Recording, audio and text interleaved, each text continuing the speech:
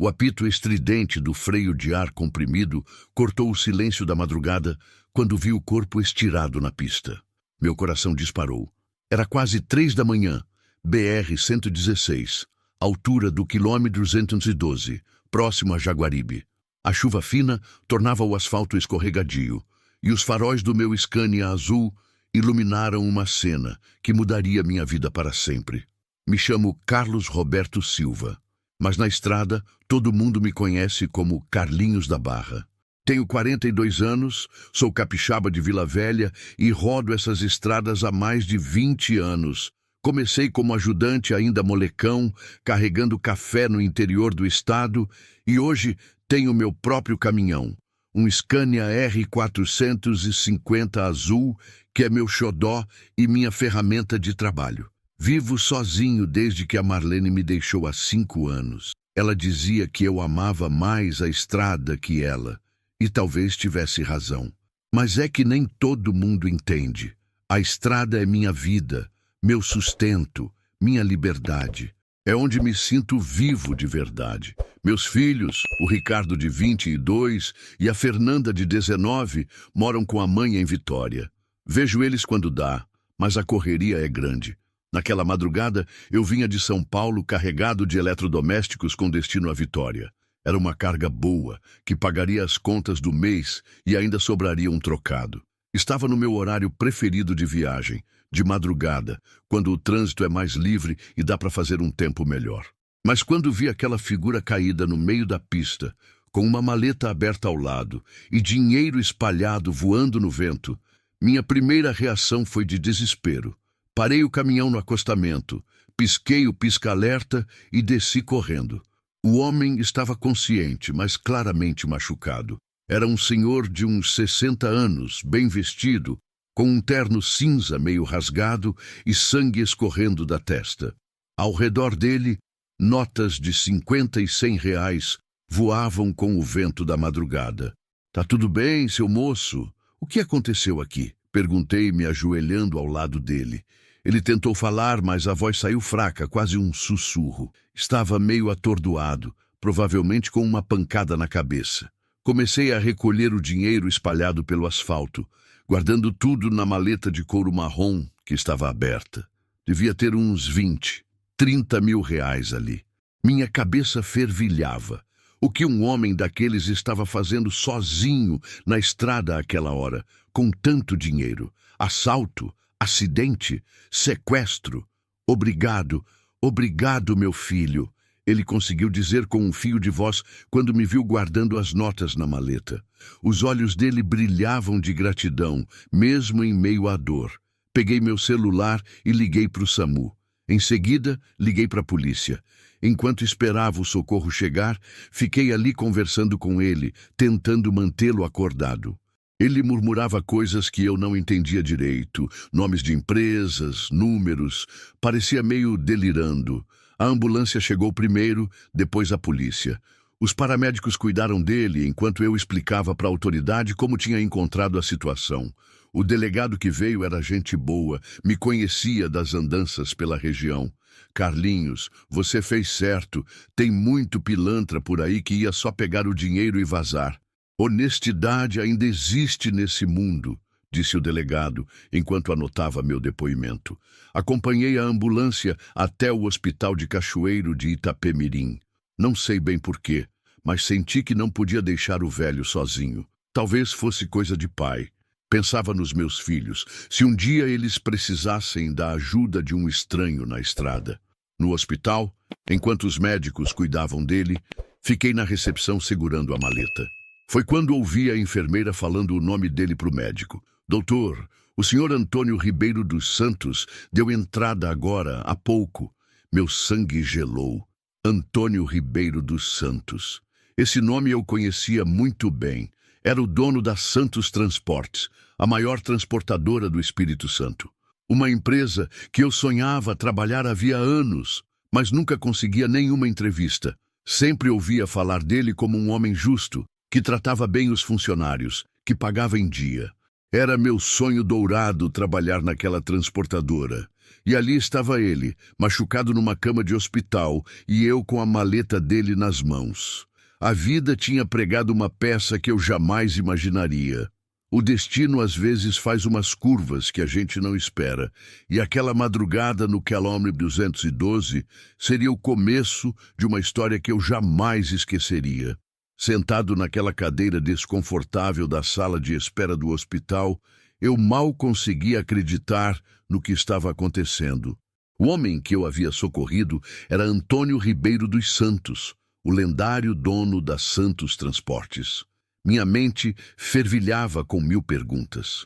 O que ele fazia sozinho na estrada àquela hora? De onde vinha tanto dinheiro? Por que não estava no carro da empresa? As horas passaram devagar. O dinheiro da maleta foi contado pela polícia na minha presença. R$ 43.500. Uma quantia que representava quase 6 meses do meu faturamento. O delegado fez questão de registrar tudo certinho, e eu assinei como testemunha e como quem achou e devolveu o dinheiro. Por volta das 7 da manhã, o médico saiu para conversar comigo. Dr. Henrique, um cara novo, parecia cansado depois da longa madrugada. "O senhor que trouxe o paciente?" perguntou ele, ajeitando o jaleco. "Sim, doutor, encontrei ele na estrada. Como é que tá?" "Bem melhor. Teve uma pancada forte na cabeça, algumas escoriações, mas nada grave. Tá acordado e perguntando por você. Quer vê-lo?" Meu coração bateu mais forte. Será que ele lembrava de mim? Será que ia reconhecer quem eu era? Segui o médico pelos corredores do hospital, carregando a maleta que já parecia pesar 1 tonelada. Antônio Santos estava sentado na cama, com um curativo na testa e o braço esquerdo enfaixado. Quando me viu entrando no quarto, seus olhos se iluminaram. "Meu anjo da guarda", foi a primeira coisa que ele disse, estendendo a mão direita para mim. "Se não fosse você, meu filho, eu teria perdido tudo. Ou pior ainda." "Não foi nada, seu Antônio. Qualquer um faria a mesma coisa", respondi, apertando a mão dele e entregando a maleta. "Não, meu filho. Infelizmente não é qualquer um que faria. Você não imagina o que esse dinheiro representa para mim." Ele abriu a maleta, conferiu rapidamente e fechou novamente. "Pode sentar aí, por favor. Quero saber quem é meu salvador." Puxei uma cadeira e sentei ao lado da cama. Contei para ele quem eu era, há quanto tempo rodava as estradas, falei do meu Scania, das cargas que transportava. Ele me ouvia com atenção, fazendo perguntas sobre minha trajetória, minha família, meus planos. "Carlos, posso te fazer uma pergunta pessoal?" Ele disse depois de um tempo. "Claro, seu Antônio. Quando você viu aquele dinheiro todo espalhado na pista, em que momento passou pela sua cabeça pegar uma parte para você? Seja honesto comigo." A pergunta me pegou de surpresa. Pensei um pouco antes de responder. "Olha, seu Antônio, vou ser sincero com o senhor. Por um segundo, sim, passou. R$ 40.000 é muito dinheiro para quem nem eu, que vive de frete em frete. Mas durou só um segundo. Minha mãe me criou para ser honesto, e mesmo ela já tendo partido, eu ainda ouço a voz dela na minha cabeça. Carlinhos, o que não é seu, não é seu." Ele sorriu, e percebi que tinha lágrimas nos olhos. "Você sabe por que eu estava na estrada àquela hora, com todo esse dinheiro?" Balancei a cabeça que não. Eu estava voltando de uma reunião em São Paulo, uma reunião que poderia ter salvado minha empresa. Ele suspirou fundo. "Carlos, a Santos Transportes está quebrada. Devo para os bancos, para os fornecedores, para os funcionários. Esse dinheiro era um empréstimo que consegui com um agiota para tentar segurar as pontas mais um pouco." Senti um baque no peito. A empresa dos meus sonhos estava falindo. Acontece que, na volta, tive um problema com o carro. Parou no meio da estrada, não dava nem para ligar o pisca-alerta. Desci para ver o que era e um carro passou raspando. Me jogou longe, bati a cabeça numa pedra e apaguei. Quando acordei, você estava ali recolhendo meu dinheiro. Meu Deus, seu Antônio, o senhor podia ter morrido. Podia sim. E se tivesse morrido, minha filha ficaria com uma dívida enorme nas costas, porque ela é minha sócia na empresa. Ele segurou minha mão com firmeza. Carlos, Você não me salvou só a vida. Você salvou o futuro da minha família. Fiquei emocionado. Não sabia o que dizer. Eu quero te fazer uma proposta, ele continuou. Você conhece a Santos Transportes? Conheço sim, senhor. Era meu sonho trabalhar lá. Era? É que o senhor disse que tá quebrada. Ele riu, mesmo com dor. Carlos, se eu conseguir salvar minha empresa, você quer vir trabalhar comigo? Como motorista fixo, com salário e tudo certinho? Meu coração disparou. Era tudo que eu sempre quis ouvir. Claro, seu Antônio, seria uma honra. Então tá combinado. Me dá alguns dias para resolver uns pepinos e a gente conversa direito. Saí do hospital naquela manhã com uma sensação estranha no peito. Uma mistura de esperança e preocupação. Será que ele conseguiria salvar a empresa? Será que nossa conversa não tinha sido só coisa da pancada na cabeça? Mas uma coisa eu tinha certeza. Aquela madrugada no quilômetro 212 tinha mudado alguma coisa em mim. Eu sentia que minha vida estava prestes a tomar um rumo completamente diferente. 3 dias depois do acontecido, eu estava em casa organizando umas faturas quando meu celular tocou. Era um número que eu não conhecia. Alô, é o Carlos? A voz do outro lado era firme, educada. Sou eu mesmo. Aqui é Patrícia Santos, filha do Antônio Ribeiro dos Santos. Meu pai pediu para eu ligar para o senhor. Meu coração acelerou. Filha do seu Antônio? Será que ele tinha contado para ela sobre nosso encontro? Oi, dona Patrícia. Como está seu pai? Tá bem melhor, obrigada. Olha, Carlos, ele me contou tudo que o senhor fez por ele. Eu queria te encontrar pessoalmente para agradecer. Tem como a gente conversar hoje à tarde? Marcamos de nos encontrar num bar próximo ao Porto de Vitória. Cheguei antes do horário, nervoso que nem um moleque no primeiro encontro. Patrícia chegou pontualmente às 3 horas. Uma mulher de uns 35 anos, elegante, com um jeito sério de quem toca negócio. O senhor deve ser o Carlos, ela disse, estendendo a mão. Sou a Patrícia. Muito prazer em conhecê-lo. Sentamos numa mesa reservada. Ela pediu um café, eu um suco de laranja. Minhas mãos suavam de nervosismo. Carlos, meu pai me contou sobre sua conversa no hospital, sobre a proposta que ele fez. Pois é, dona Patrícia, mas eu entendo se as coisas mudaram com a situação da empresa. Ela me interrompeu com um gesto da mão. É exatamente sobre isso que eu quero conversar. A situação da Santos Transportes é realmente complicada. Temos dívidas de quase 2 milhões de reais, bancos, fornecedores, impostos atrasados. Meu coração afundou. Lá se ia meu sonho. Mas, ela continuou, meu pai é um homem teimoso. Depois do que aconteceu com vocês, ele está com uma energia que eu não via há meses. Diz que foi um sinal de Deus, que você foi um anjo que apareceu na vida dele. Dona Patrícia, eu só fiz o que qualquer pessoa decente faria. Carlos, deixa eu te falar uma coisa. Você sabe quantas pessoas passaram por aquela estrada antes de você parar? O guincho que foi buscar o carro do meu pai disse que chegou lá umas 6 da manhã e que tinha vários pneus de caminhão frescos no asfalto. Ou seja, passaram outros caminhoneiros por ali e ninguém parou. Essa informação me deixou pensativo. Realmente, a solidariedade na estrada às vezes fica em segundo plano quando a situação parece perigosa. Olha, Carlos, eu vou ser direta com você. Meu pai quer fazer uma proposta maluca. Ele quer você como sócio da empresa. Quase engasguei com o suco. Como assim, sócio? Ele tem uma teoria de que você trouxe sorte para a família. Diz que desde que vocês se conheceram, as coisas começaram a se ajustar. Ontem conseguimos renegociar uma dívida grande com o banco. Hoje de manhã fechamos um contrato bom com uma indústria de móveis. Mas, dona Patrícia, eu não entendo nada de administração de empresa. Eu sou só um caminhoneiro. E é exatamente isso que a gente precisa. Alguém que entenda a estrada, que conheça os motoristas, que saiba o dia a dia da profissão. A Santos Transportes cresceu muito rápido nos últimos anos. E eu acho que perdemos o contato com o que realmente importa, o transporte. Ela puxou uma pasta da bolsa e colocou alguns papéis na mesa. A proposta é a seguinte: você entra como sócio minoritário, com 5% da empresa. Não precisa investir dinheiro.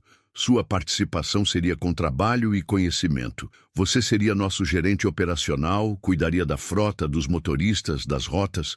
Minha cabeça rodou. Sócio de uma empresa? Eu, que mal tinha terminado o ensino médio. E o salário? Perguntei ainda atordoado. 5.000 por mês, mais participação nos lucros. E claro, você continuaria com seu caminhão fazendo fretes quando der, mas como parte da nossa frota. 5.000 reais. Era quase o dobro do que eu conseguia tirar nos meus melhores meses. Dona Patrícia, isso é muito generoso, mas eu preciso pensar. Claro, mas Carlos, deixa eu te contar uma coisa que talvez mude sua perspectiva. Ela se inclinou para frente, baixando a voz. Ontem à noite, um dos nossos motoristas antigos, o Sebastião, você deve conhecer, roda há anos por aqui, me procurou. Ele disse que soube do que aconteceu com você e meu pai e que os caminhoneiros da região estão comentando. Disse que se você for trabalhar com a gente, outros motoristas bons vão querer vir também. Por que isso? Porque na estrada a honestidade ainda vale alguma coisa. E você mostrou que é uma pessoa íntegra. Os motoristas respeitam isso. Sair daquele encontro com a cabeça a mil, ser sócio de uma empresa, ter um salário fixo, trabalhar no que eu sempre sonhei, parecia bom demais para ser verdade. À noite, liguei para o meu filho Ricardo e contei tudo. Ele ficou empolgado. Pai, é sua chance. O senhor sempre reclamou que não tinha oportunidade para crescer na vida. Agora apareceu uma, mas eu ainda tinha minhas dúvidas. E se a empresa não se recuperasse? E se fosse tudo uma ilusão? E se eu não fosse capaz de corresponder à confiança que estavam depositando em mim?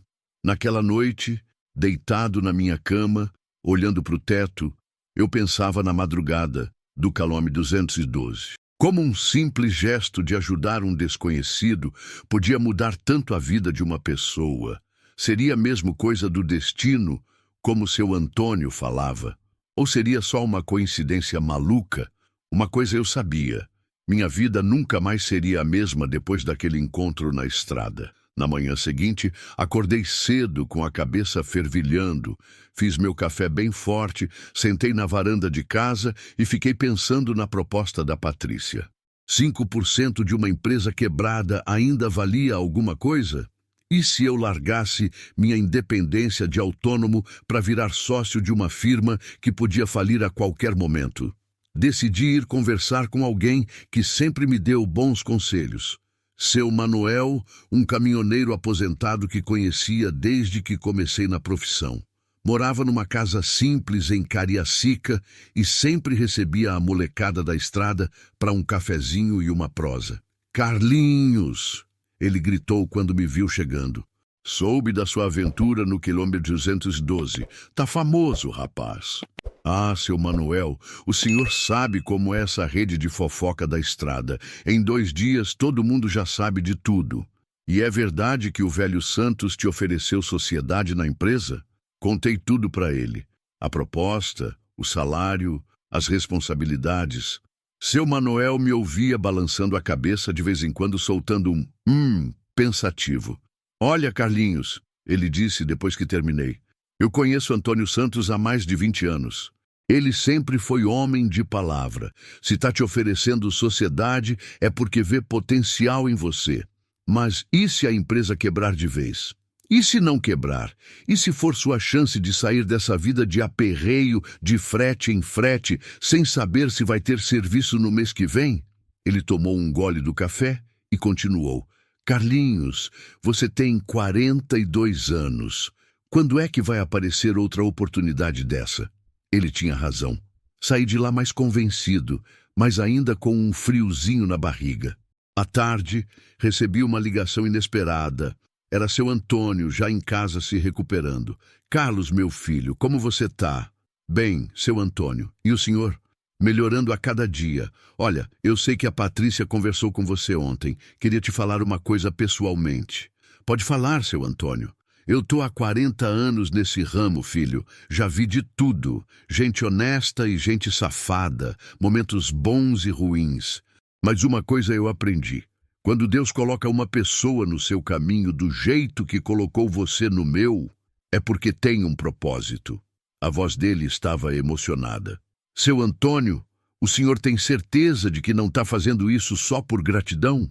Carlos, gratidão eu já demonstrei quando ofereci um emprego para você. Sociedade é outra coisa.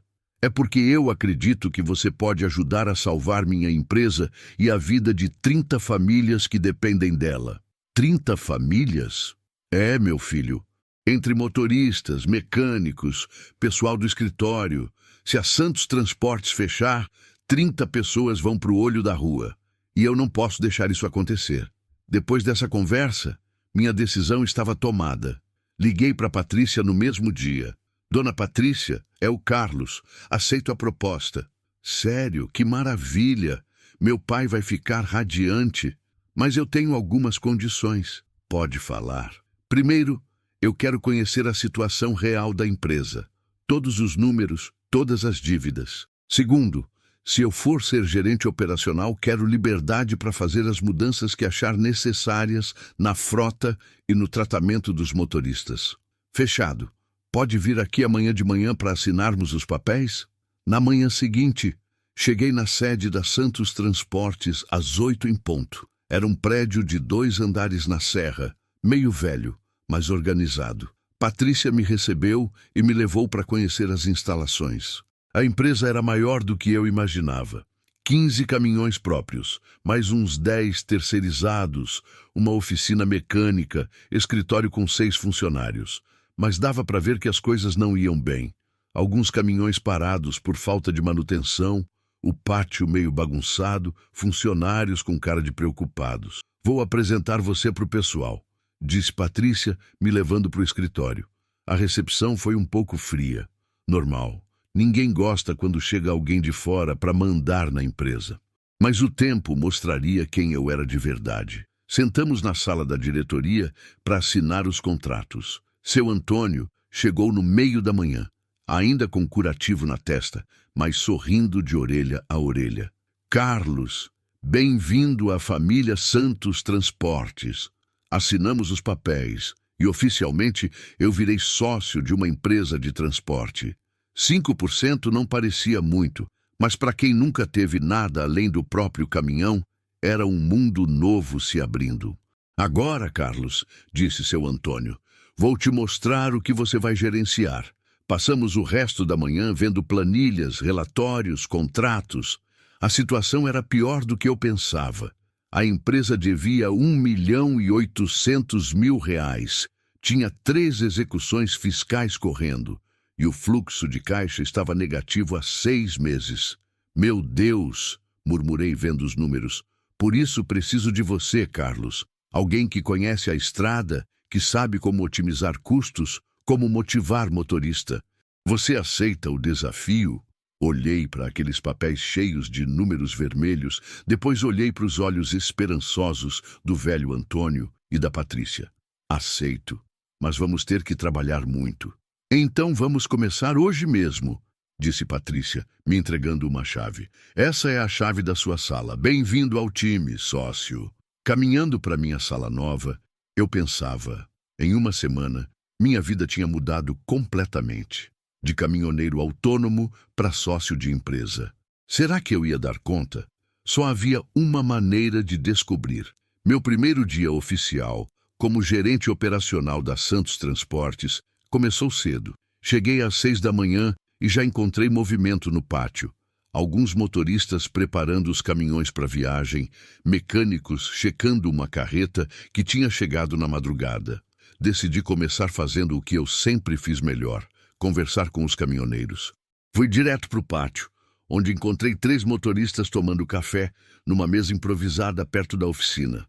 Bom dia, pessoal. Eu sou o Carlos, o novo gerente operacional. O clima ficou meio tenso. Um dos motoristas, um cara magro de uns 50 anos, me olhou de cima a baixo. Você é o tal que achou o patrão na estrada? Sou eu mesmo. E vocês são? Eu sou o Valdecir, disse o magro. Esse aqui é o João, apontou para um moreno forte. E ele é o Geraldo, mostrou o terceiro, um senhor de cabelos grisalhos.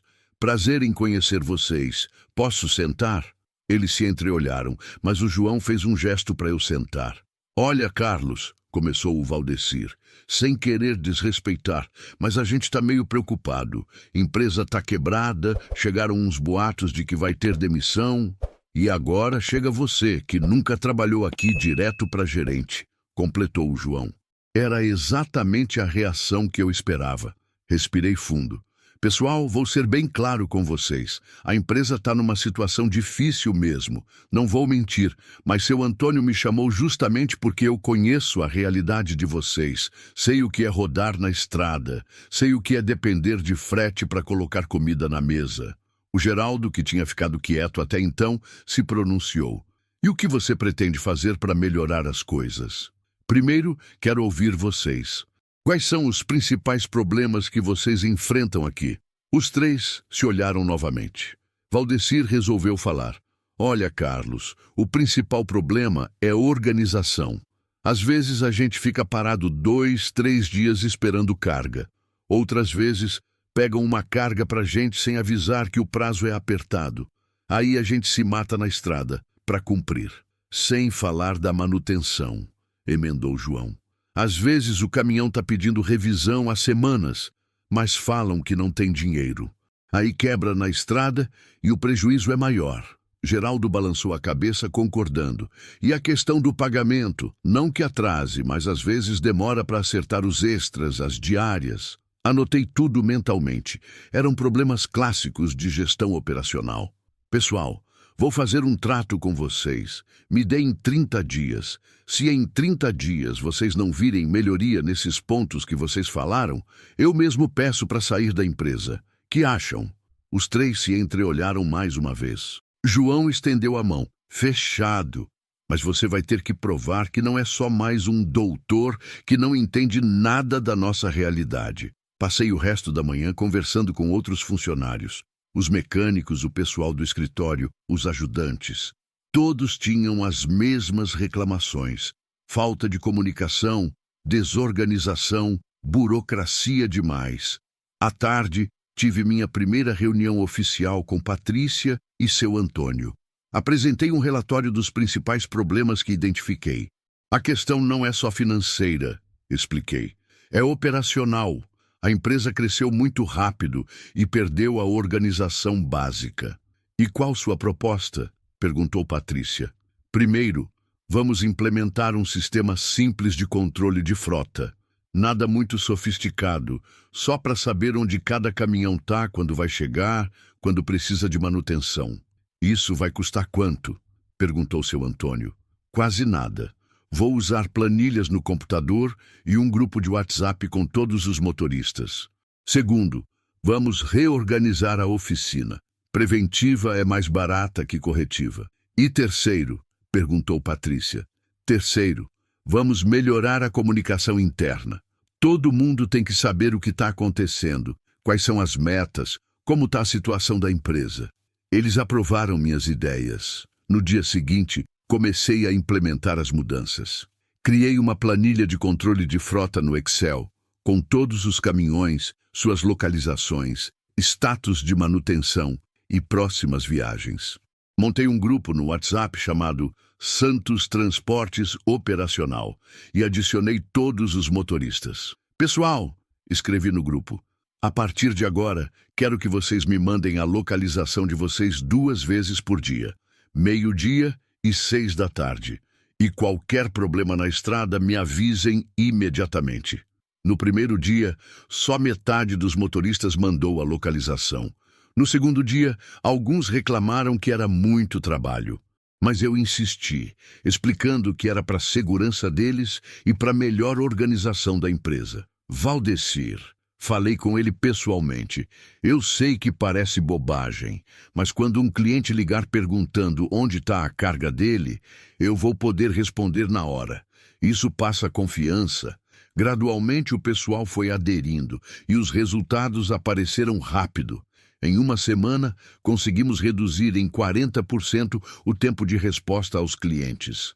Na oficina, implementei um sistema de manutenção preventiva baseado na quilometragem. Cada caminhão tinha uma ficha com o histórico de manutenção e as próximas revisões programadas. Seu Joaquim, falei com o chefe da oficina.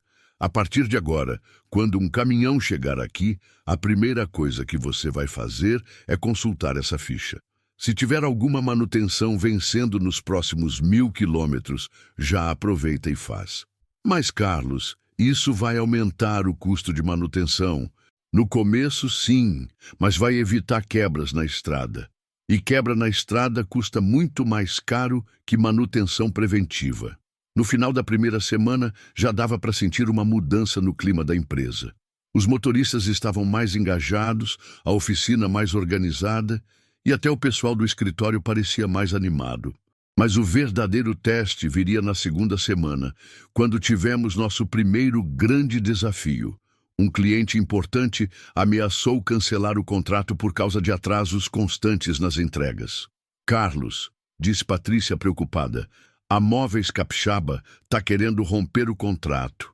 Eles representam 20% do nosso faturamento. Calma, dona Patrícia. Deixa eu conversar com eles. Marquei uma reunião com o gerente da Móveis Capixaba, seu Roberto, um homem sério que não estava nada satisfeito. Olha, Carlos, não é nada pessoal, mas vocês estão falhando demais. Semana passada, 3 entregas atrasaram. Meus clientes estão reclamando. Seu Roberto, eu entendo perfeitamente. Assumo a responsabilidade pelos atrasos, mas quero propor uma coisa para o senhor. Que tipo de proposta? Me dê mais 30 dias. Se em 30 dias tivermos mais de 5% de atraso nas entregas, vocês rompem o contrato sem multa. Mas se conseguirmos manter pontualidade acima de 95%, renovamos o contrato por mais 1 ano com desconto de 10% no frete. Ele pensou um momento. E como você garante que vai conseguir essa pontualidade? Sistema de rastreamento em tempo real. O senhor vai receber um login para acompanhar suas cargas online. Vai saber exatamente onde está cada entrega.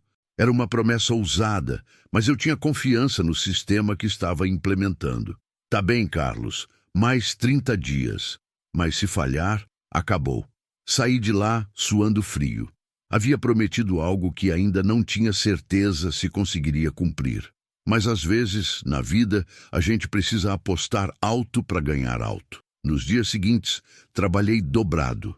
Refinei o sistema de controle, conversei individualmente com cada motorista, expliquei a importância daquele contrato para todos nós. Pessoal, disse numa reunião com toda a equipe, não é só meu emprego que está em jogo, é o emprego de todos vocês. A Móveis Capixaba é nossa principal cliente. Se perdermos eles, vai ter que demitir gente. O clima ficou tenso, mas percebi que o pessoal entendeu a gravidade da situação. Nos 15 dias seguintes, não tivemos um único atraso para a Móveis Capixaba. No final do mês, seu Roberto me ligou. Carlos, parabéns. Vocês cumpriram o prometido. Vamos renovar o contrato. Foi minha primeira grande vitória na Santos Transporte. Mas eu sabia que era só o começo de uma longa jornada. Estava começando a achar que as coisas finalmente tinham se ajeitado quando recebi uma ligação que mudaria tudo. Era uma sexta-feira, final de março, e eu estava na oficina supervisionando a manutenção de um Volvo quando meu celular tocou. Carlos, aqui é a Patrícia. Preciso que você venha para o escritório urgente. O tom de voz dela me deixou preocupado. Cheguei no escritório e encontrei ela e seu Antônio com caras fechadas, vários papéis espalhados na mesa. Senta aí, Carlos, disse seu Antônio. Recebemos uma notificação da Receita Federal hoje de manhã. Meu estômago embrulhou. Notificação da Receita nunca é coisa boa. Que tipo de notificação? Penhora de bens, respondeu Patrícia. Eles vão penhorar 10 caminhões da frota para quitar dívidas de ICMS atrasado. Quantos caminhões eles vão pegar? 10, justamente os melhores da frota. Seu Antônio suspirou pesadamente. Carlos, sem esses caminhões, a gente não consegue cumprir os contratos. E se não cumprir os contratos, a empresa quebra de vez, completei. Ficamos os 3 ali, em silêncio, olhando para os papéis como se eles fossem uma sentença de morte. Quanto tempo a gente tem? Perguntei. 15 dias úteis para apresentar defesa ou quitar a dívida, disse Patrícia. E quanto é a dívida? 340 mil reais. Era uma fortuna. Mais do que a empresa faturava em 2 meses. Tem como conseguir esse dinheiro? Perguntei, já sabendo a resposta.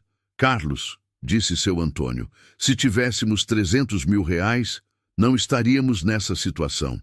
Saí daquela reunião arrasado.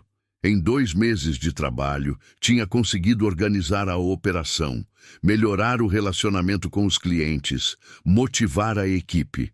E agora, tudo ia para o espaço por causa de uma dívida antiga. Naquela noite, fiquei em casa pensando numa solução. Liguei para o meu filho Ricardo e contei a situação. Pai, que droga, justo quando as coisas estavam melhorando. Pois é, meu filho. Tô pensando em conversar com o pessoal da estrada, ver se alguém tem uma ideia. Por que não conversa com os próprios motoristas da empresa? Eles têm tanto interesse quanto o senhor em salvar a Santos. A ideia do Ricardo fez sentido. No sábado de manhã, convoquei uma reunião com todos os motoristas da empresa. Vim no ponto. Pessoal, vou ser direto com vocês. A Santos Transportes pode fechar nas próximas 2 semanas. O burburinho tomou conta da sala. Expliquei a situação da penhora, o valor da dívida, as consequências. E o que a gente pode fazer? Perguntou Valdecir. Sinceramente, não sei, mas queria ouvir ideias de vocês. João levantou a mão. Carlos, você sabe que tem uma cooperativa de caminhoneiros em Cariacica que às vezes faz empréstimo para os associados? Nunca ouvi falar. É uma cooperativa pequena, mas tem uns 30 mil reais de reserva. O presidente é o Sebastião Oliveira, um cara gente boa, Geraldo emendou.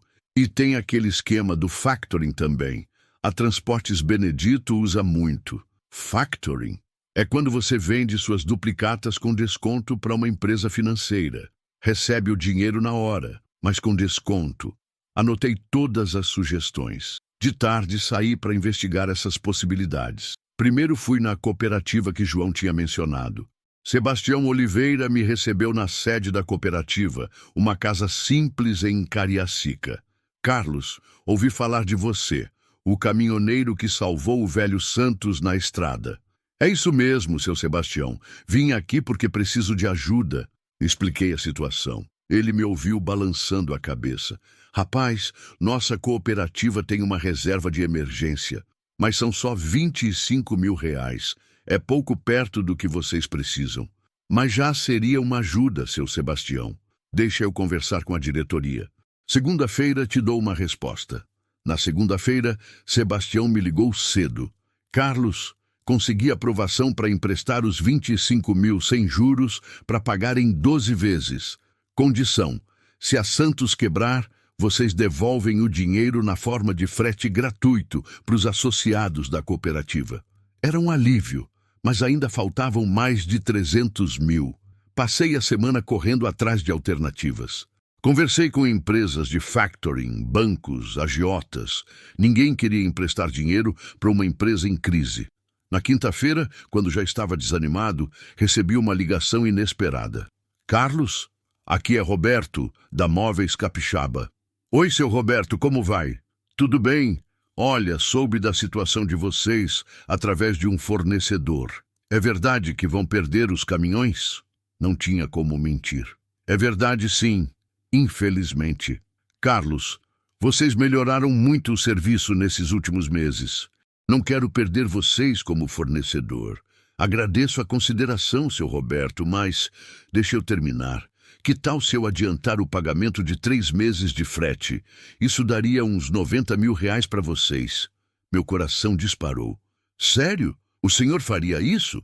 Faria, mas com uma condição. Quero garantia de que vão usar esse dinheiro para quitar a dívida fiscal, não para outras coisas. Claro, sem problema.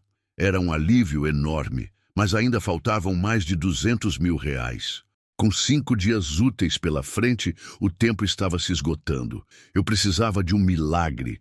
E foi exatamente nesse momento que meu celular tocou novamente. Era um número que eu não conhecia. Alô, Carlos. Aqui é José Maria, da Frente Nacional dos Caminhoneiros. Preciso falar urgente com você. José Maria pediu para a gente se encontrar numa lanchonete na BR-101, próximo a Guarapari. Cheguei lá no final da tarde, curioso para saber o que o cara da Frente Nacional dos Caminhoneiros queria comigo. Ele era um homem de uns 50 anos, barrigudo, com uma camisa do sindicato e um jeito meio formal de falar. Estava acompanhado de outro caminhoneiro que se apresentou como Toninho, diretor regional da entidade. Carlos soube da situação da Santos Transportes. Vim aqui fazer uma proposta para você. Que tipo de proposta? A Frente Nacional está organizando uma manifestação nacional contra o aumento do diesel e a alta dos pedágios. Precisamos de uma empresa de transporte para dar apoio logístico, transporte de materiais, som, estrutura. E o que isso tem a ver com meus problemas? José Maria se inclinou para frente. O orçamento do evento é de R$ 200 mil. Se a Santos Transportes bancar a logística, pagamos 50% adiantado. Minha cabeça rodou. R$ 100 mil adiantados. Mas, José Maria, a manifestação é coisa política. Se a empresa se envolver nisso... Carlos, interrompeu Toninho, não é só política, é a sobrevivência da categoria. E vocês não vão aparecer como apoiadores políticos, só como prestadores de serviço. Quando seria essa manifestação? Daqui a 15 dias, em Brasília. R$ 100 mil adiantados, mais os 90 mil da Móveis Capixaba, mais os 25 mil da cooperativa. 215 mil. Ainda faltavam mais de 100 mil para quitar a dívida com a Receita. José Maria, vou conversar com os sócios e te dou uma resposta amanhã. Na volta para casa, minha cabeça fervilhava. Era uma oportunidade, mas também um risco. E se a manifestação desse problema? E se envolvesse a empresa em confusão política? Cheguei na Santos Transportes e encontrei seu Antônio e Patrícia ainda no escritório com cara de velório. Novidades ruins? Perguntei. A Receita ligou hoje, disse Patrícia. Confirmaram. Segunda-feira vem o oficial de justiça para penhorar os caminhões. Contei para ele sobre a proposta da Frente Nacional. Seu Antônio ficou pensativo. Carlos, em 40 anos de estrada, eu aprendi uma coisa. Às vezes, a gente tem que aceitar ajuda de onde vier. Se é nossa única chance... Pai, disse Patrícia, você tem certeza? Se isso der errado, filha, se não fizer nada, vai dar errado do mesmo jeito. Decidimos aceitar a proposta. Na manhã seguinte, liguei para o José Maria. Fechado, mas com duas condições. Primeiro, pagamento de 70% adiantado. Segundo, contrato formal. Tudo certinho. Feito. Pode vir aqui assinar o contrato? 2 horas depois, eu estava na sede da Frente Nacional, assinando um contrato de prestação de serviços no valor de R$ 200 mil, com 140 mil adiantados. Com R$ 240 mil na conta, somando Móveis Capixaba e Cooperativa, ainda faltavam 100 mil para quitar a dívida de 340 mil com a Receita. Patrícia, falei quando voltei para o escritório, vamos ter que negociar um parcelamento com a Receita. Já tentei.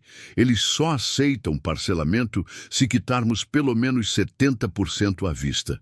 70% de 340 mil dava 240 mil. Exatamente o que tínhamos. Então vamos fechar esse negócio. Na segunda-feira de manhã, chegamos na Receita Federal com o dinheiro em mãos. O fiscal responsável pelo caso, Dr. Marques, nos recebeu com cara de surpresa. Vocês conseguiram o dinheiro? Conseguimos, disse Patrícia, mostrando o comprovante de depósito. E o restante? Queremos parcelar em 12 vezes. Ele analisou nossa proposta e, depois de 2 horas de negociação, aceitou. 240 mil à vista e o restante em 12 parcelas de R$ 8.300. Saímos da Receita aliviados. Os caminhões estavam salvos, pelo menos por enquanto. Mas agora tínhamos um novo desafio. Cumprir o contrato com a Frente Nacional. Organizar a logística de uma manifestação nacional em Brasília não era brincadeira. Passei a semana organizando tudo. Aluguel de caminhões extras, contratação de motoristas temporários, planejamento das rotas. A manifestação seria numa sexta-feira e precisávamos estar em Brasília na quinta à noite. Na quarta-feira, antes da viagem, recebi uma ligação que me deixou preocupado. Era o Valdecir. Carlos, tem uns boatos correndo aqui na empresa. Que tipo de boatos? Que essa manifestação pode dar confusão, que a polícia pode prender os caminhões, essas coisas. Era uma preocupação legítima. Convoquei uma reunião com todos os motoristas que iam participar da operação. Pessoal, vou ser claro com vocês. Existe risco sim. Manifestação sempre tem risco. Quem não quiser ir, sem problema, ninguém vai ser obrigado. João levantou a mão. Carlos, se a gente não cumprir esse contrato, a empresa quebra mesmo? Provavelmente sim. Então eu vou. A Santos me deu emprego quando eu precisava. Agora é minha vez de ajudar. Um por um, todos os motoristas confirmaram participação. Na quinta-feira de manhã, nossa caravana partiu para Brasília. 8 caminhões da Santos Transportes carregados de material para a manifestação. Eu ia no caminhão da frente junto com o Valdecir. Durante a viagem, ele me fez uma pergunta que me fez pensar. Carlos, você acha que a gente está fazendo a coisa certa? Olhei pela janela, vendo a estrada se desenrolar à nossa frente. Valdecir, honestamente, não sei. Só sei que às vezes a gente tem que apostar tudo numa jogada para não perder tudo. Chegamos em Brasília na quinta à noite. No dia seguinte, descobriríamos se nossa aposta tinha valido a pena. A manifestação estava marcada para começar às 8 da manhã na esplanada dos ministérios. Chegamos em Brasília na quinta à noite e ficamos hospedados num posto de combustível na periferia da cidade, onde montamos uma espécie de acampamento com os caminhões. Durante a madrugada, recebi várias ligações de José Maria e outros organizadores. O clima estava tenso. Havia rumores de que a polícia ia reprimir a manifestação, que tinha gente infiltrada querendo causar confusão. Carlos, disse José Maria numa ligação às 5 da manhã. A situação está complicada. Alguns grupos radicais querem transformar a manifestação em bloqueio de rodovias. E a gente com isso? Nada. Nosso papel é só dar apoio logístico. Mas se a coisa ficar feia, vocês saem fora. Às 6 da manhã, começamos a movimentação. Nossos 8 caminhões carregados de estrutura, som e material de divulgação formaram uma pequena caravana em direção à esplanada. Quando chegamos lá, já havia centenas de caminhoneiros de todo o Brasil.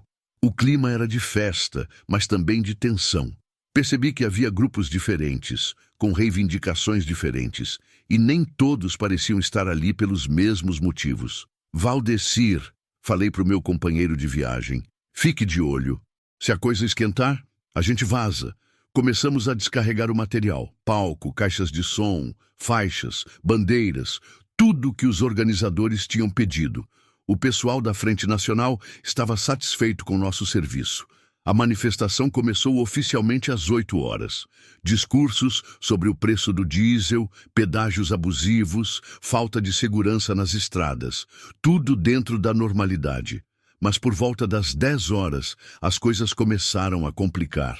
Um grupo mais radical começou a gritar palavras de ordem que não tinham nada a ver com as reivindicações da categoria. Outros manifestantes reagiram e em poucos minutos havia discussão generalizada. Carlos! João veio correndo até mim. Tem uns caras lá querendo usar nossos caminhões para bloquear a via. Meu sangue gelou. Bloqueio de via era crime, e se nossos caminhões fossem usados para isso, a Santos Transportes ia ter problemas muito maiores que dívidas com a Receita. Onde estão esses caras?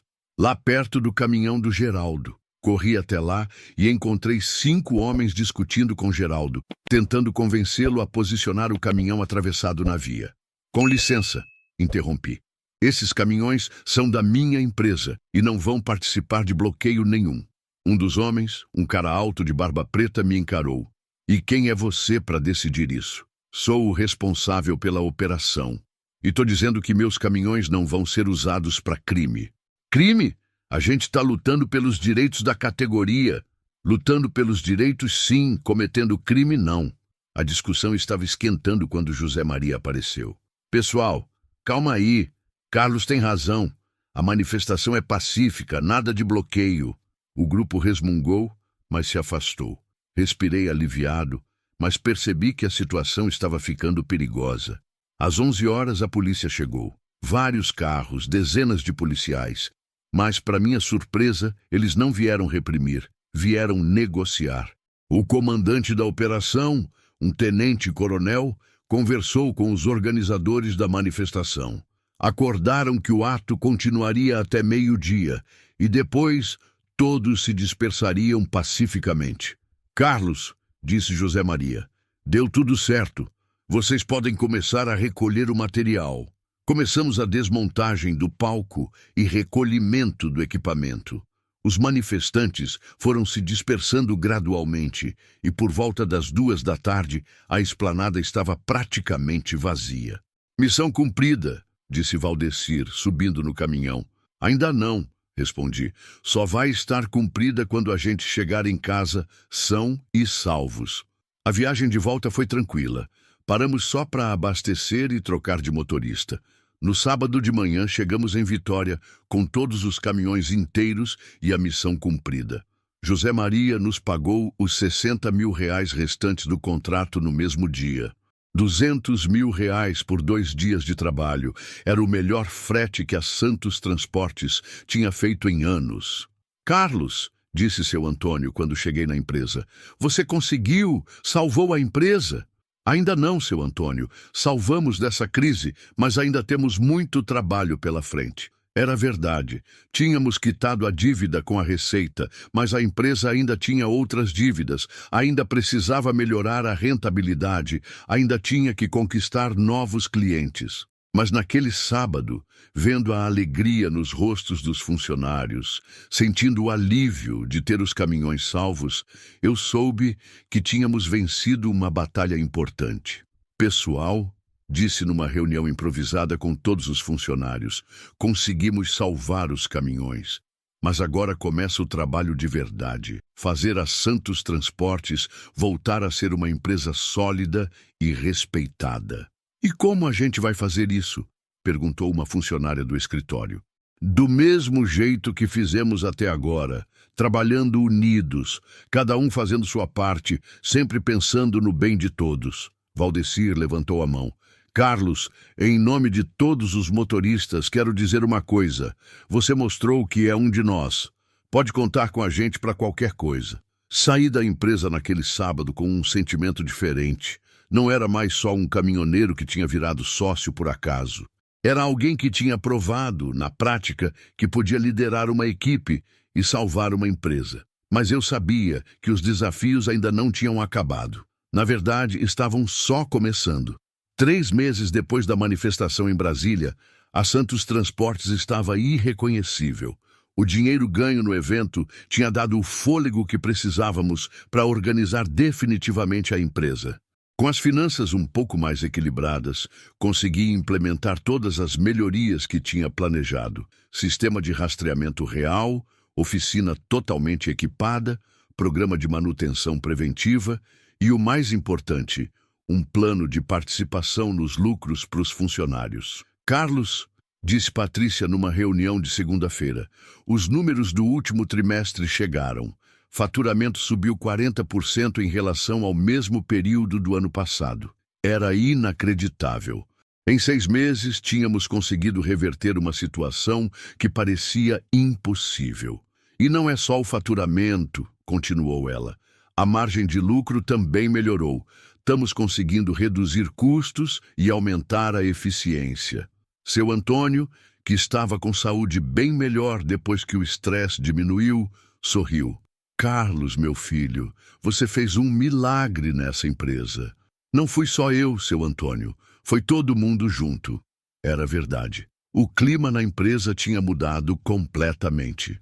Os motoristas estavam motivados, os mecânicos orgulhosos do trabalho, o pessoal do escritório engajado. Até chegaram funcionários novos. 2 motoristas experientes que vieram de outras transportadoras, atraídos pela fama de que a Santos estava tratando bem o pessoal. Um desses motoristas novos era o Sebastião, um cara de Linhares que rodava há 20 anos por todo o Brasil. Carlos, ele me disse no primeiro dia de trabalho, vim aqui porque toda a categoria está comentando sobre você. Que você é diferente, que trata o caminhoneiro como gente. Sebastião, eu sou caminhoneiro como você. Sei o que é bom e o que é ruim nessa profissão. É isso que faz a diferença. Em julho, recebemos uma proposta que ia mudar tudo novamente.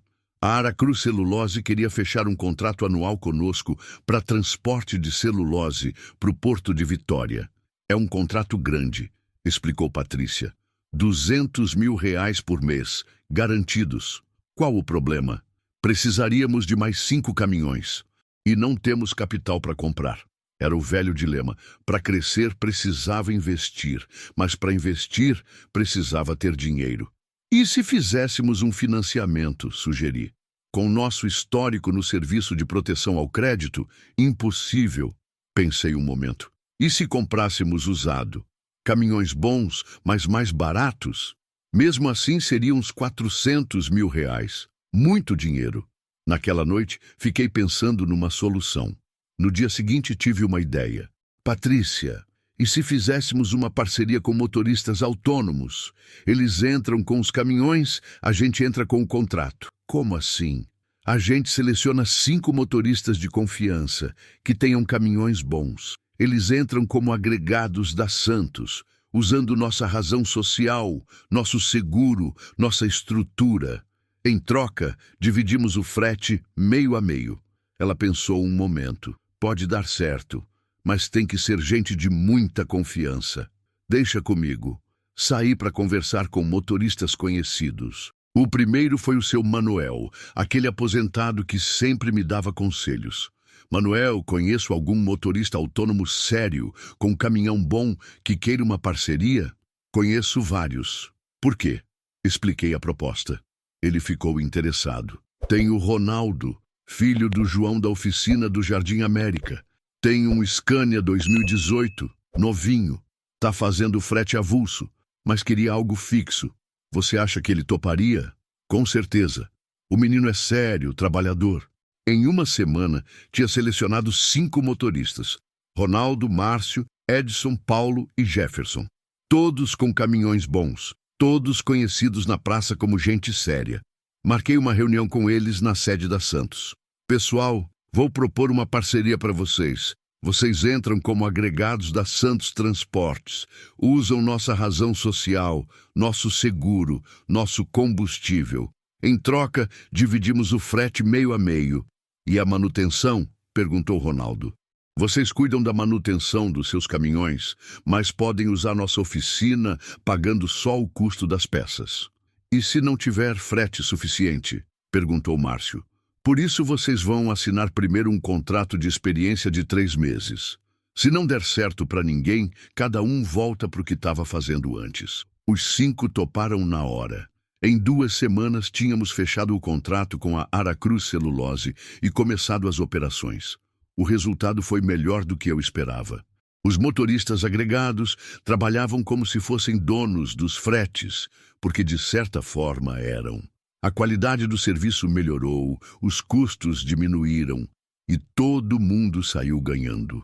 Em setembro, 3 meses depois do início da parceria, os números eram impressionantes. Faturamento da Santos tinha dobrado e pela primeira vez em 2 anos a empresa tinha lucro líquido positivo. Carlos, disse seu Antônio numa reunião de avaliação, você transformou a Santos numa empresa sólida. Temos lucro, funcionários motivados, clientes satisfeitos. E agora? Perguntei. Agora você vai ser promovido a diretor operacional e sua participação na empresa vai subir para 15%. 15%. Era 3 vezes mais do que eu tinha quando entrei. Seu Antônio, isso é muita generosidade. Não é generosidade, Carlos. É merecimento. Você salvou minha empresa e minha família. Naquela noite, liguei para os meus filhos para contar as novidades. Pai, que orgulho, disse a Fernanda. De caminhoneiro a diretor de empresa. Fernanda, eu continuo sendo caminhoneiro, só que agora ajudo outros caminhoneiros também. Era verdade. Mesmo com o cargo de diretor, eu ainda subia no caminhão de vez em quando, ainda conversava com os motoristas no pátio, ainda tomava café com açúcar cristal no copinho descartável. Em outubro, recebemos uma proposta inesperada. A Transpetro queria nos contratar para transporte de combustível, um dos segmentos mais lucrativos do transporte rodoviário. É uma oportunidade única, disse Patrícia. Mas vamos precisar de certificações especiais, motoristas qualificados, caminhões adaptados. Quanto de investimento? Uns R$ 200 mil. Dessa vez tínhamos o dinheiro. E mais importante, tínhamos credibilidade no mercado. Vamos em frente, decidi. Em dezembro, a Santos Transportes fazia seu primeiro transporte de combustível. Ver nossos caminhões com o logo da Transpetro rodando pelas estradas do Espírito Santo era a realização de um sonho que eu nem sabia que tinha. Carlos, disse Valdecir, que tinha sido selecionado para ser um dos motoristas de combustível. Lembra quando você chegou aqui e a gente desconfiou de você? Lembro. A gente estava errado. Você é o melhor chefe que já tivemos. Valdecir. Eu não sou chefe de vocês. Somos todos parceiros. No final de dezembro, fizemos a festa de confraternização da empresa. Estavam lá todos os funcionários, os motoristas agregados, as famílias. Seu Antônio fez um discurso emocionado. 1 ano atrás, eu estava literalmente caído na estrada, achando que era o fim.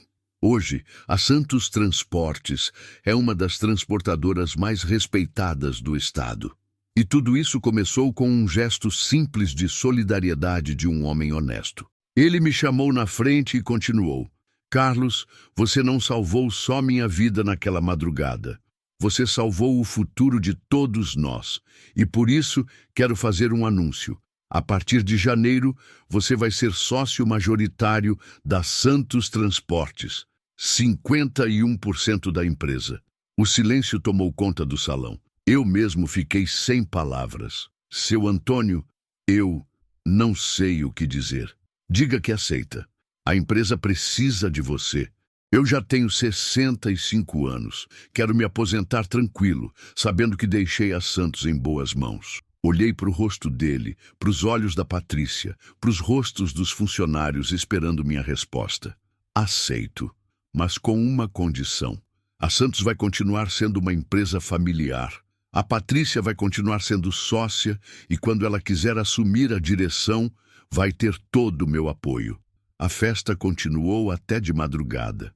Quando saí de lá, olhei para o céu estrelado e pensei na madrugada do quilômetro 212, 11 meses atrás. Como a vida pode mudar de forma surpreendente quando a gente faz a coisa certa. Dirigi meu Scania azul, que agora era o caminhão do diretor-presidente da Santos Transportes.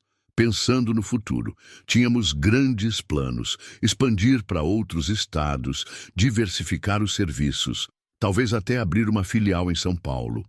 Mas, por enquanto, eu estava satisfeito em saber que tinha conseguido salvar uma empresa, preservar empregos e realizar um sonho que nem sabia que tinha. 2 anos depois daquela madrugada no quilômetro 212, eu estava dirigindo meu Scania azul numa manhã de dezembro, voltando de uma reunião em São Paulo quando meu celular tocou. Era um número desconhecido. Alô, Santos Transportes, Carlos falando. Carlos, aqui é Soldado Lima da Polícia Rodoviária Federal. Estou aqui na BR-116, altura do quilômetro 212, próximo a Jaguaribe. Meu coração acelerou. Era exatamente o mesmo local onde tudo tinha começado. O que aconteceu, soldado? Temos uma situação aqui. Um caminhoneiro sofreu um acidente, está consciente, mas meio machucado. Problema é que ele está transportando uma carga valiosa e está se recusando a ir para o hospital porque tem medo de roubarem o caminhão. E o que posso fazer para ajudar? Ele pediu especificamente para chamar você. Diz que te conhece, que você é confiável. Nome dele é Marcos Antônio. Marcos Antônio. Conhecia sim. Era um caminhoneiro de Colatina que às vezes fazia fretes para os nossos clientes. Tô chegando aí em meia hora. Quando cheguei no local, a cena me deu um arrepio. Era quase idêntica àquela de 2 anos atrás. Um homem machucado ao lado do caminhão, socorristas, policial tomando providências. Só que dessa vez eu estava do outro lado da situação. Marcos estava sentado na ambulância, com um corte na testa, se recusando a ir para o hospital. "Carlos, que bom que você veio", ele disse quando me viu. "Marcos, que aconteceu? Pneu estourou, perdi o controle, bati no guarda-rail. Tô bem, mas essa carga vale R$500.000. Se eu deixar o caminhão aqui, Marcos, sua vida vale mais que qualquer carga. Vai para o hospital que eu cuido do caminhão. Você faria isso?" "Claro. Deixa comigo." Convenci Marcos a ir para o hospital acompanhado da ambulância. O caminhão dele estava danificado, mas podia rodar. Chamei um dos nossos motoristas para me acompanhar. Transferimos a carga para o meu Scania e levamos o caminhão dele para nossa oficina. No hospital, enquanto esperava notícias do Marcos, fiquei pensando na ironia da situação. 2 anos antes, eu era o caminhoneiro anônimo que parou para ajudar um estranho. Agora, era o empresário conhecido que outros caminhoneiros procuravam quando precisavam de ajuda. "Como ele está, doutor?" Perguntei quando o médico saiu. "Bem, só uns pontos na testa e observação por algumas horas. Pode levar ele para casa hoje à noite." Marcos ficou emocionado quando soube que eu tinha cuidado de tudo. "Carlos, como é que eu vou te pagar?" "Marcos, não me deve nada. Na estrada, a gente se ajuda." "Não, Carlos. Você salvou meu ganha-pão. Essa carga era meu frete do mês." "Marcos, posso te fazer uma proposta?" "Pode. Que tal vir trabalhar conosco, como agregado igual aos outros?" Os olhos dele brilharam. "Sério? Na Santos Transportes? Sério? Você é um motorista sério, responsável. É o tipo de pessoa que a gente quer no nosso time." Uma semana depois, Marcos estava assinando o contrato como motorista agregado da Santos. Nossa frota tinha chegado a 23 caminhões próprios e 15 agregados. Em janeiro de 2027, fizemos nossa segunda festa de confraternização. A empresa agora tinha 70 funcionários diretos e 15 famílias de agregados dependendo dela. "Pessoal", disse no meu discurso, "há 3 anos, a Santos Transportes estava à beira da falência. Hoje, somos uma das maiores transportadoras do Espírito Santo. E sabem por quê?" "Por quê, chefe?" gritou alguém da plateia. "Porque aprendemos que no transporte rodoviário, o mais importante não é o caminhão, não é a carga, não é o dinheiro, é a confiança. Confiança entre colegas, confiança com clientes, confiança com fornecedores. Seu Antônio, agora oficialmente aposentado, mas ainda frequentando a empresa, se aproximou de mim no final da festa. "Carlos, você sabe qual foi o melhor investimento que já fiz na vida?" "Qual, seu Antônio?" "Ter caído naquela estrada na sua frente." Rimos juntos. Era uma piada, mas tinha muito de verdade. "Seu Antônio, posso te fazer uma pergunta pessoal?" "Claro. O que o senhor estava fazendo naquela estrada, àquela hora, com todo aquele dinheiro?" Ele sorriu misteriosamente. "Carlos, eu nunca te contei a história toda, né?" "Não. Aquele dinheiro não era de agiota. Era minha reserva pessoal, que eu tinha guardado em casa durante anos. Estava levando para São Paulo para fazer um investimento que salvaria a empresa." "E por que mentiu?" "Porque queria ver que tipo de pessoa você era. Se você era movido por piedade ou por interesse próprio." Fiquei chocado. "Quer dizer que foi tudo um teste?"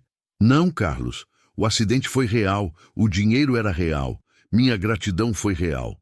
Mas eu podia ter contado qualquer história sobre aquele dinheiro. Escolhi contar a do agiota porque queria ver se você continuaria me ajudando, mesmo sabendo que eu estava envolvido com gente perigosa. E se eu tivesse fugido? Aí eu saberia que você não era a pessoa certa para ser meu parceiro." Balancei a cabeça, admirado com a sagacidade do velho. "Seu Antônio, o senhor é mais esperto do que eu imaginava." "Carlos, 40 anos de estrada ensina a gente a conhecer o caráter das pessoas. E naquela madrugada, você mostrou ter o caráter que eu procurava. Naquela noite, dirigindo para casa, passei propositalmente pelo Caíno 212 da BR-116. Parei no acostamento e fiquei alguns minutos ali, lembrando de tudo que tinha acontecido. 3 anos antes, eu era Carlos da Barra, caminhoneiro autônomo que vivia de frete em frete. Hoje era Carlos Silva, diretor-presidente da Santos Transportes, uma empresa com faturamento anual de 15 milhões de reais. Mas sabe o que mais me orgulhava? Não era o cargo, não era o dinheiro, não eram os caminhões. Era saber que tínhamos construído uma empresa onde o caminhoneiro era tratado com dignidade, onde a honestidade ainda valia alguma coisa, onde ajudar o próximo não era visto como bobagem. Peguei meu celular e mandei uma mensagem no grupo da empresa. Pessoal, amanhã é mais um dia de trabalho. Vamos continuar fazendo da Santos uma empresa da qual todos nós possamos nos orgulhar. Boa noite e boa estrada para quem está rodando. As respostas vieram rapidamente. Valeu, chefe. Boa noite, Carlos. E tamo junto. Santos Transportes é show. Sorri, liguei meu Scania azul e peguei a estrada para casa. Na estrada da vida, às vezes basta um gesto simples para mudar tudo. E às vezes, quem a gente ajuda hoje pode ser quem vai nos ajudar amanhã. O importante é nunca deixar de estender a mão, porque na estrada, como na vida, ninguém chega longe sozinho. Se você chegou até aqui e quer ver mais histórias como esta, convido você a se inscrever no canal e ativar o sininho para não perder nenhuma história. Deixe um like para que possamos continuar compartilhando mais histórias como esta.